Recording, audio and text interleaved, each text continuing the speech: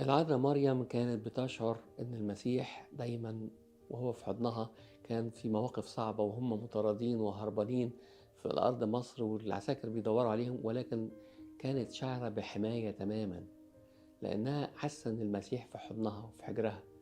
فأول حاجة تحسسني إن أنا ربنا حميني إن أنا رامي نفسي في حضنه بكل مشاعري. لو أنا رامي نفسي في حضنه لا يمكن هيتخلى عني. وحتى لو أنا يعني ما كنتش أمين قوي يبقى هو أمينا. يعني مثلا يعقوب أبو الآباء، المسيح حماه، أخوه جاي وراه، يعيسو جاي وجايب جيش وعايز يموته، ربنا ينجيه واللقاء يمر بسلام لأنه هو في حماية ربنا. لبان خاله برضو لما هرب منه يعقوب بيجري وراه، وبعدين المسيح بنفسه يظهر للبان ويقول له مالكش دعوة بيعقوب، ده تحت حمايتي. وفعلا اللقاء اللي كان عاتل همه يعدي بسلام.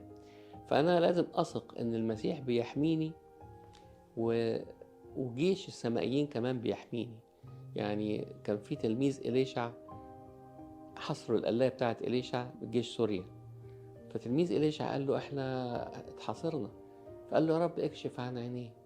فبص، كشفت عن عينيه، شاف في الجبل ملايكة ماسكة سيوف نارية. قال له مين دول؟ قال له دول اللي معانا.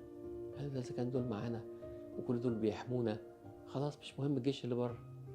فلازم أثق إن ببصيرة روحية إن السمائيين كلهم معانا وبيحمونا، وخصوصا لما احنا نقرب لربنا وما نحطش ستار من الخطايا ما بيننا وبين ربنا يفصلنا. طالما أنا مش منفصل عن ربنا أنا في حماية ربنا.